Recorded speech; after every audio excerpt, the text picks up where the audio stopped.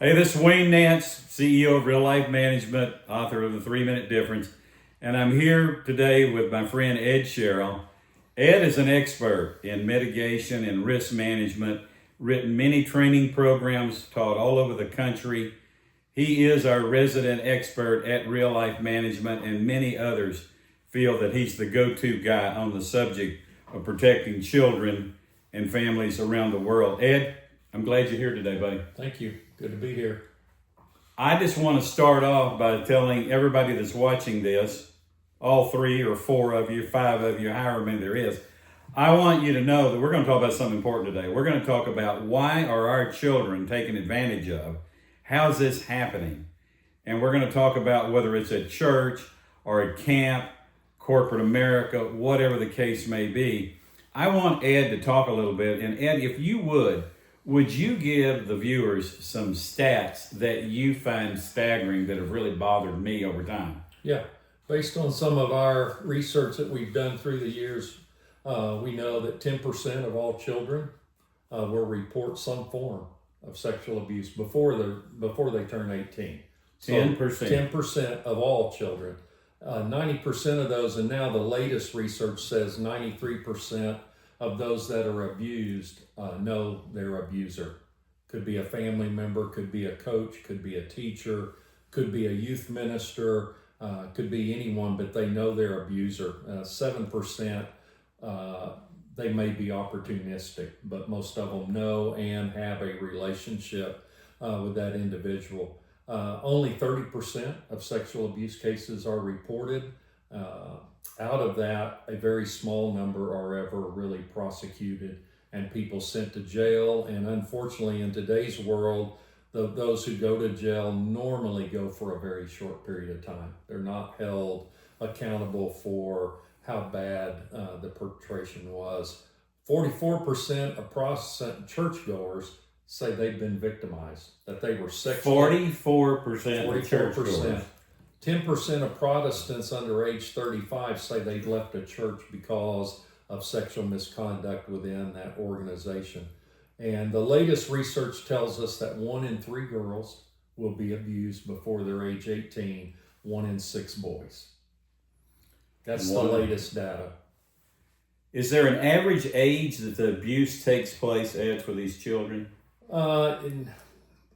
Really fairly young, but all the way through. We know now that people are, I just read this week, that there are people kidnapping babies to 2 to 3 year olds to traffic. I just read that, and what a horrific thing to have to read and know that people are kidnapping children to traffic at such a young age. The average age that we see in research of when someone begins to victimize other children is 14. That's the average age of when a person starts. And you told me before that a lot of single moms are targeted. Their children are targeted. Their children are targeted because single moms are so desperate for someone to help them. They're having to work. They're having to pay the bills on single salary, sometimes a very low salary. They don't get to take breaks if they have children because they have that responsibility. They're having to be trusting of someone who says, hey, let me help. And so they are targeted. There was actually a book written by a pervert who identified single moms as the best way to access children in order to molest them. So we get a guy who decides to write a book that gives you step-by-step ways to molest children or target children. Yeah. And didn't you tell me also that this grooming process can take 3 or 4 years sometimes? They will pick a victim when they're very young and monitor it for 3 or 4 years and then abuse them at a certain age. Yeah, groom them for that. And research that we've done tells us that they will identify a color of hair, the gender of the victim, that they hope to be able to victimize, maybe the color of the eyes, maybe they're involved in certain things, so they use that as a way to access them. But grooming has really transformed through the years. You know, when you and I were growing up, we had stranger danger, and the TV commercial was a guy in a trench coat and a fedora hat and a bag of candy, and it was all stranger danger. Well, now we know that the strangers are the least of our worries. It's actual relationships, and we know that people plan way ahead of time, and that they're willing to groom for as long as it takes once they've identified their victim. What's the longest we've seen a grooming period in the research? Research that I've looked at says 3 to 5 years. They're willing to wait that long. When I first started doing this years ago, it really was in the months, 3 to 5 months. They target churches because they are very open and assume that people that come there are good. They are also usually pretty easy to gain access to children because they're desperate for workers. Schools, youth sports leagues who are desperate for coaches who want to work with kids. So those are ideal situations for the perpetrator. So let me get this straight. We send our kid to play Little League. We send them to church to go work with the counselors or the youth leaders or whatever to church. We send them off to camp so they can enjoy their summers. And you're telling me that the creeps that are taking advantage of our kids are embedded in these areas? They have been. It takes a special organization who has developed and implemented and embraced a culture of protection to stop them. It has to be a determination that we're going to do absolutely everything. And that's still not a guarantee that we stop it all, but we can certainly slow it down. If we have zero tolerance and we see some red flags from an individual, we can say to them, you cannot be a part of this organization. But to guarantee that anyone can 100% stop it, the only way is you have no workers. So would you say in the last few years it's more rampant than ever before? Yeah, you can just watch the evening news. I live east of Dallas, out in the country, but still a part of the DFW Metroplex. So if you watch the news, it's almost every day. There's a new teacher accusation, a new coach accusation, a new church worker accusation. We now know that women perpetrators are increasing. It's not just a male only, even though they still are the predominant predator. But we're seeing more and more, especially in schools, where teachers, female teachers are having inappropriate relationships with 13, 14, 15-year-olds. I want to talk a minute about something you told me, because Ed tells me stuff that just, I'd like to say curls my hair, but my hair is too straight, so it doesn't get curled much. But I think the issue that you told me about was that you've got in a church or church camp type settings that the very ideal people that you're looking for certain qualities to be a counselor or be a minister or whatever is exact same qualities you look for when you find these predators. Is that correct? Yeah, it is. Talk about that a minute. Yeah. I found that very interesting. Yeah, research tells us that the things that make a youth minister or youth worker or children's worker or a counselor at summer camp, a director at a summer camp, those things that make them really, really good, that the predator uses those same ideas, those same ideals, those same methods to gain access for the wrong reason. But it was interesting to see when I saw that. I'm like, I don't know if I believe that. But then when you look, that's exactly how the predator works. They identify, they get close to, they're friends to, they show care, affection, and love, which a lot of kids are missing in today's society because of parents working long hours, parents being on the road with whatever business they're a part of, etc. Plus, kids are more active in activities. When I was growing up, we had a limited number of sports, limited number of things we could be a part of. And now youngsters, real young, 3, 4 years old, are starting in gymnastics, they're starting in ballet, they're starting in certainly youth sports, etc. And so they have more affiliation with different people who show the same things that a good person working with those kids, they show the same way that they deal with them. So we're hiring and or grooming predators is what we're doing. Without knowing it. Without even knowing it. And the other thing is when you and I were growing up, you went outside and you played till dark. You didn't have a computer or a phone you were on. So these kids now are on their phones and their computers, and they're sitting in their back room and parents aren't monitoring what's going on. Right. So now they're even more accessible to the predators, right? Very much so, and they are being pursued online. I was a part of a meeting a couple of years ago now, and these are what came out of that meeting. It says 1 in 5 children are solicited sexually on the internet before age 18. 20% of our children are being solicited sexually on the internet. Before they're 18. Before they're 18. And, our remedy is parents have to monitor every piece of social media that the kids are on. They have to look at their phones, even when the kid says, no, I don't want you to look at my phone. You have to look at the phone. You have to look at the computer. You have to look at the tablet. You have to see where they're going.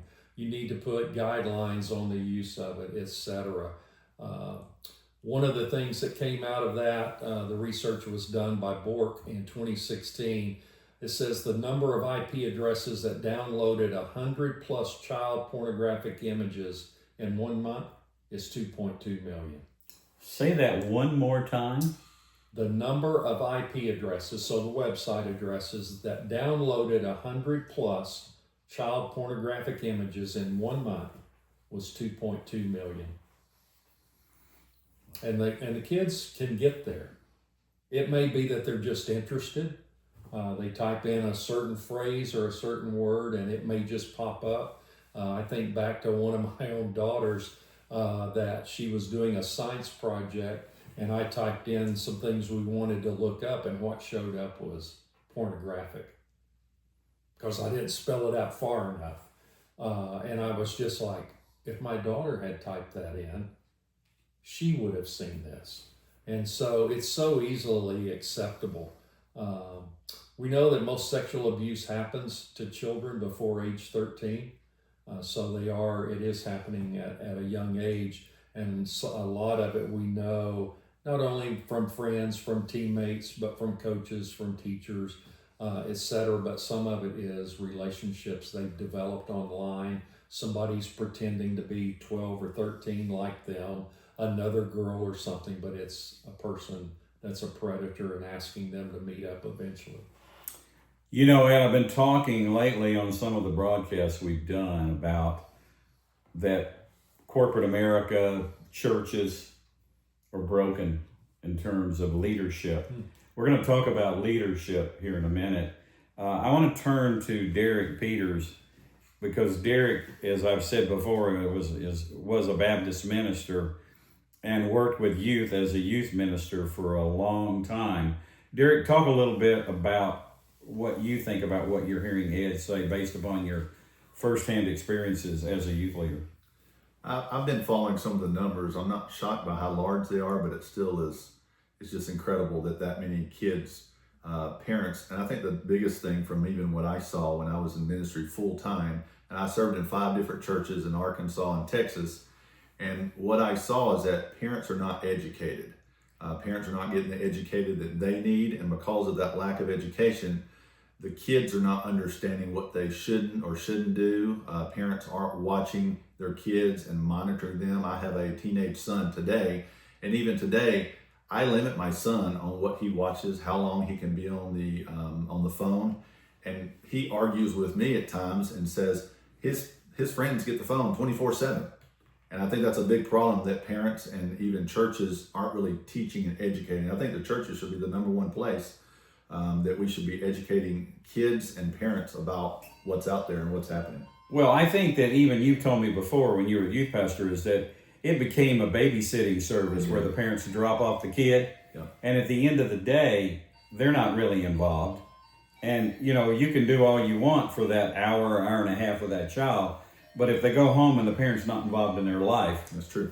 it just was a babysitting service. And you correct me if I'm wrong, but you told me many times that if we're going to help the youth of America, we better start with the parents. We better start with the family. That's the correct thing we need to look at. And churches have really started understanding that we need to educate the parents more, but we're still not doing our part. The churches need to step up and really train our parents and do more education with them, because they're the ones that have them a whole lot more than the church does. The church sees them for 2 hours a week on Wednesday, on Sunday, and that's it.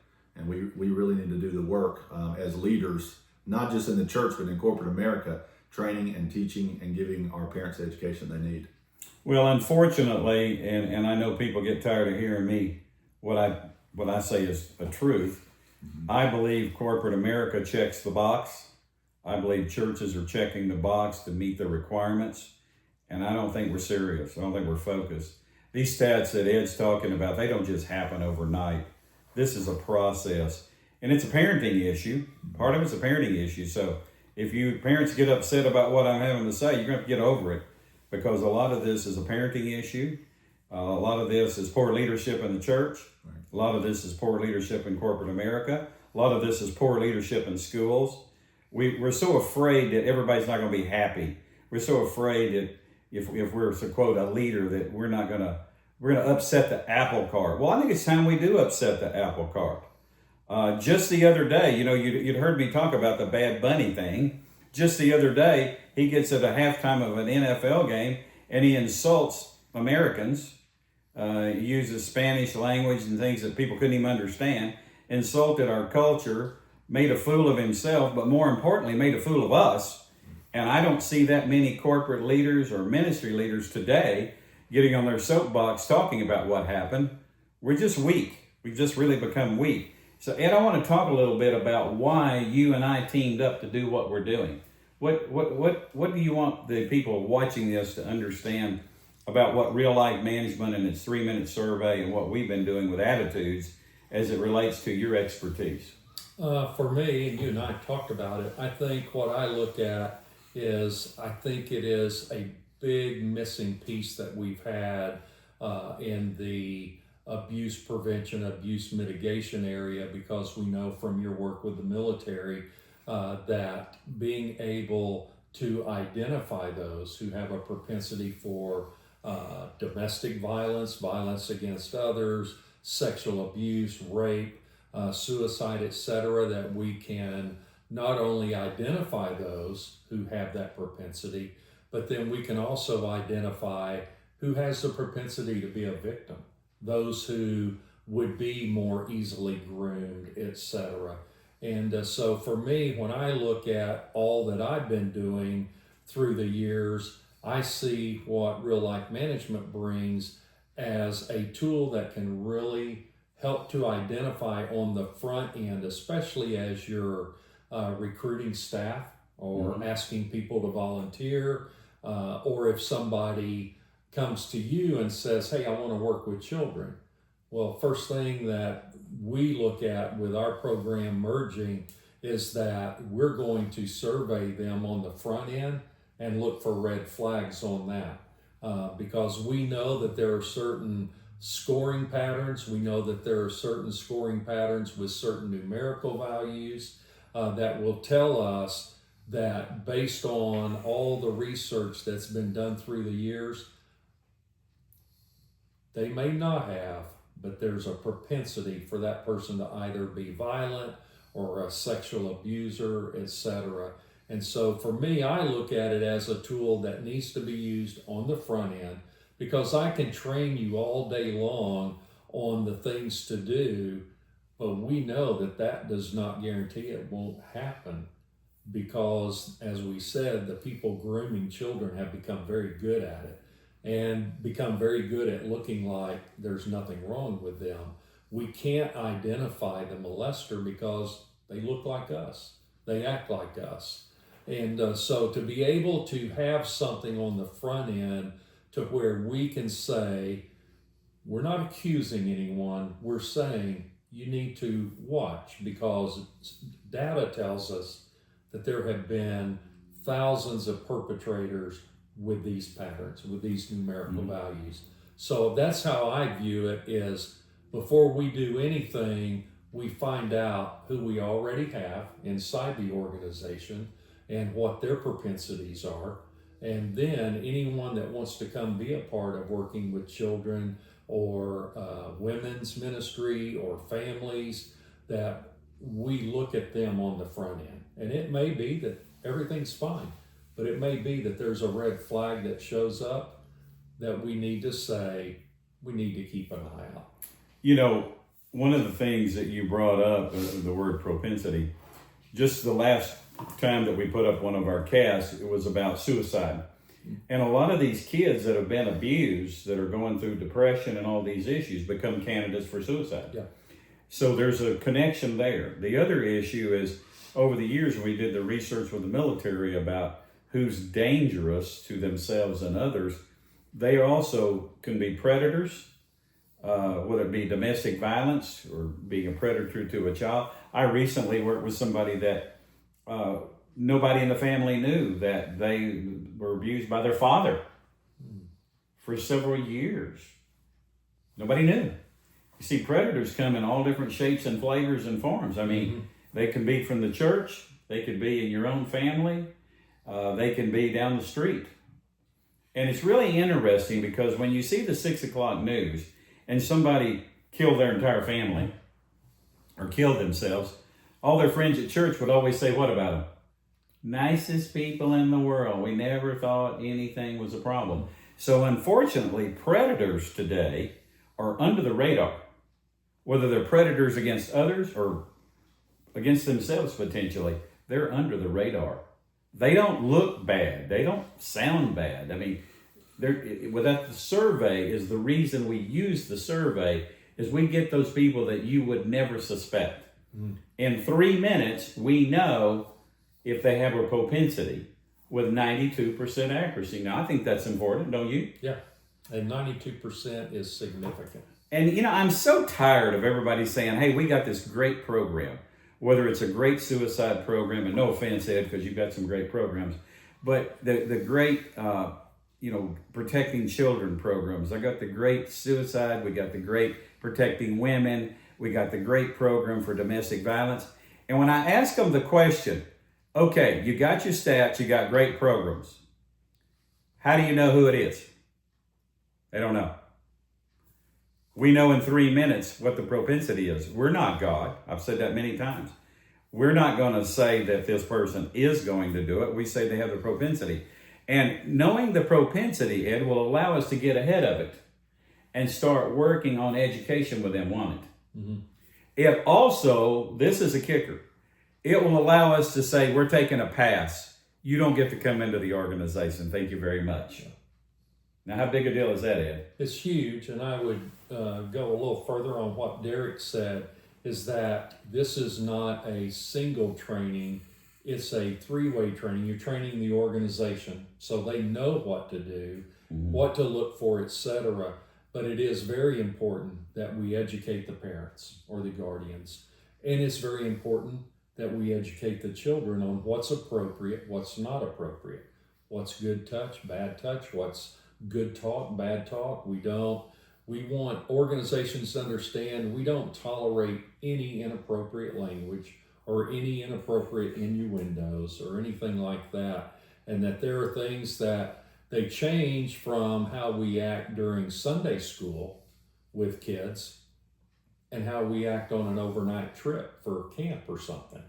And we want the kids to know, we want the parents to know, we want the organizations to know that whatever it is, there are guidelines, there are protocols, there are policies and procedures we will follow with zero tolerance for not following. Well, what do you do with a person that says, I want everybody to be happy at church? I want everybody to be happy at camp. I want everybody in my office at the corporate America to be happy. I just can't afford to upset the apple cart. What do you say to them? This is not an area that we worry about people being happy. We're there to protect children. We're there to protect youth. We're there to protect women. That might be those single moms we talked about. So we want everybody to have a great time, but within the guidelines, the protocols that are established. And if you can't operate within those, we need to have people who are willing to step up and say, sorry, you don't get to be a part. So you're saying we need people that set boundaries? Set boundaries, true leaders. Derek, do you feel like that's been a problem in the church over the years, setting boundaries and worrying everybody's happy? Definitely been a problem in the church. And what I noticed in my years is that every single church I was a part of, in Arkansas and in Texas, and even the churches after I was serving full time, is that feelings, making people feel good about coming to church, or even those that, and you'll like this one, those that give a good tithe, that's the biggest concern. And we're looking at those little specific things. And to be honest, when you know the attitude, because the last couple of churches I served in, when I knew the attitude pattern of an individual, they got to be in a place of leadership, and I knew how serious they were about their leadership because I gave them the 3-minute survey before they even got involved in the ministry. And the churches don't want to really spend that time to do that. It's more about being reactive versus being proactive, which is what real life's about. Being proactive, giving the survey, do what needs to be done, no matter what people feel about it. So, Ed, we're not going to talk about leadership too deep today because I want to do another broadcast about leadership specifically. But would you say that weak leadership or lack of leadership plays a major role in the abuse that we see of children and families today? I do, especially in the sports world, in the camp world, in education, because what we've seen based on our scoring patterns, we've seen a real change from those that we would look at as very gifted or gifted in leadership to more of those who are at the best gifted and some stressed at what a real leader is, because we know in real leadership that individual is willing to do what needs to be done that other people don't want to put the time and effort in, and they're also willing to make the tough decisions and stick by them regardless if people are happy or they feel good about everything. They're willing to stand up and say, these are the guidelines, we're sticking to it, and they'll fight the battle. I don't see that. I've literally done trainings from one end of the U.S. to the other and a lot of places in between. And one of the things that I run into after I do a 2-day presentation and do my follow-up with the leadership, to hear them say, we don't want to offend people, or we don't want to spend that kind of money. My question always is, well, what's a child's life worth?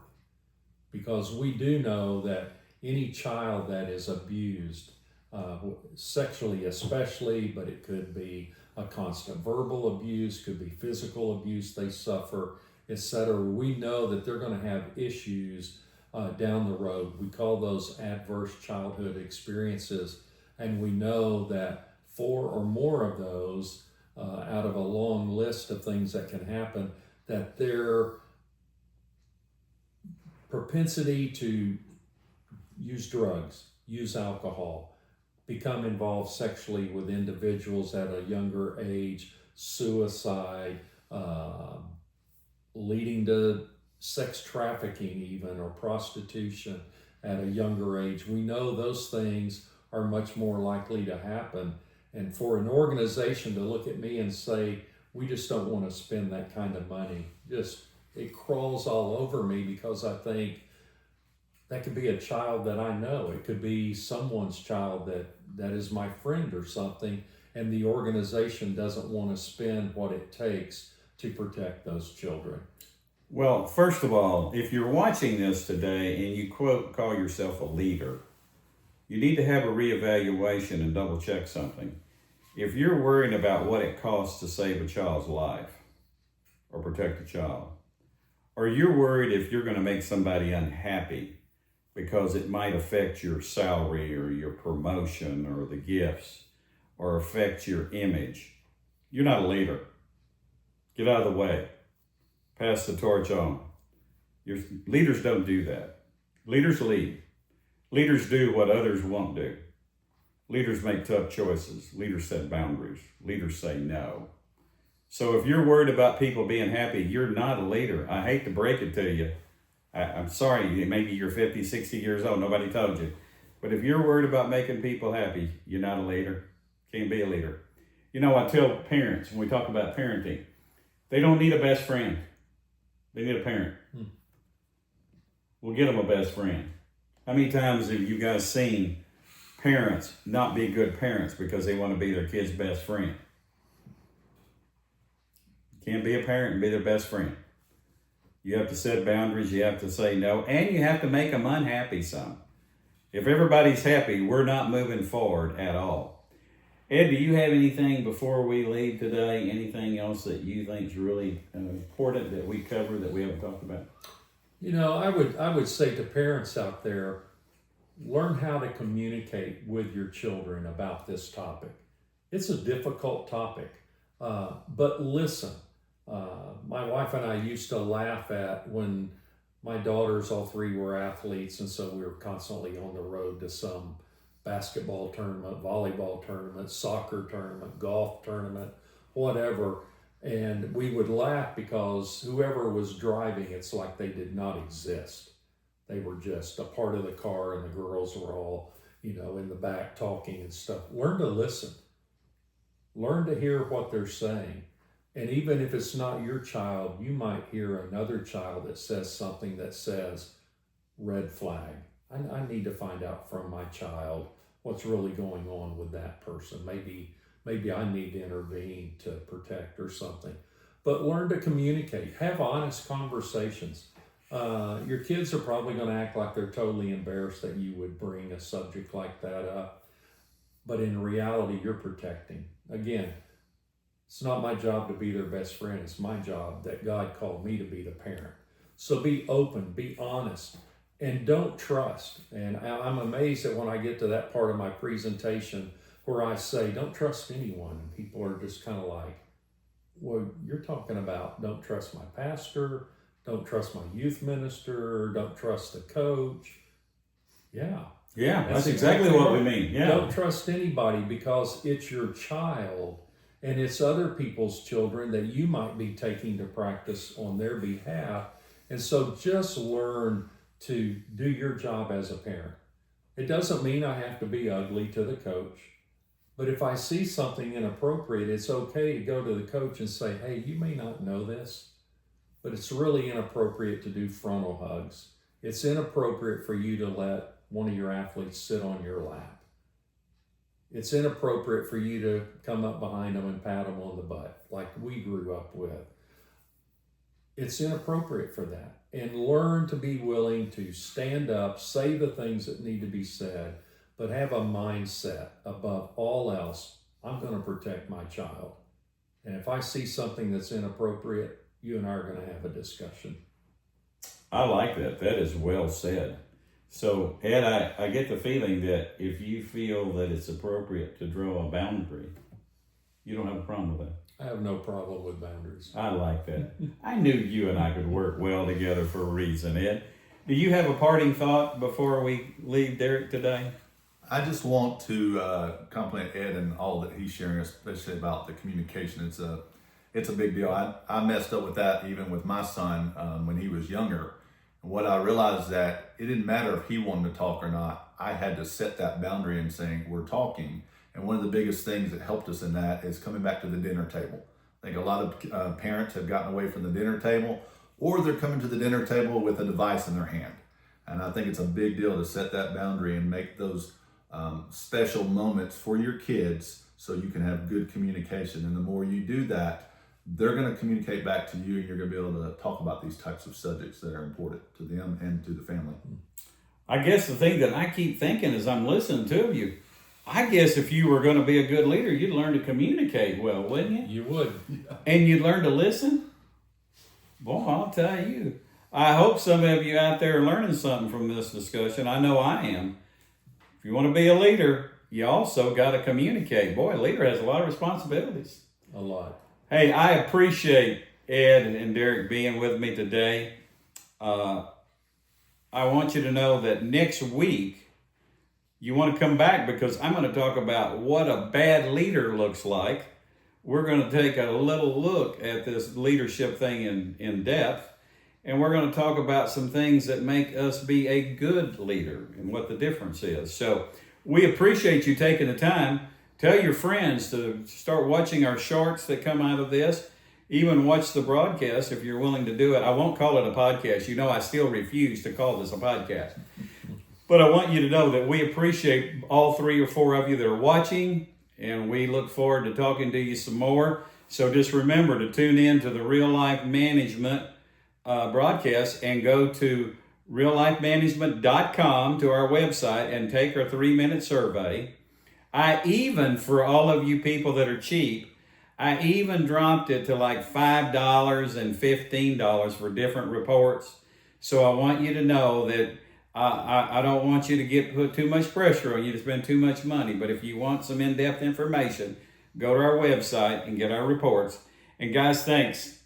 And we look forward to talking to you and seeing you in the future. And remember this, today's choices are tomorrow's reality. Have a good one. My name is Derek. Thanks for joining us today on our podcast. I want to encourage you guys to check out our website at reallifemanagement.com and take our 3-minute survey.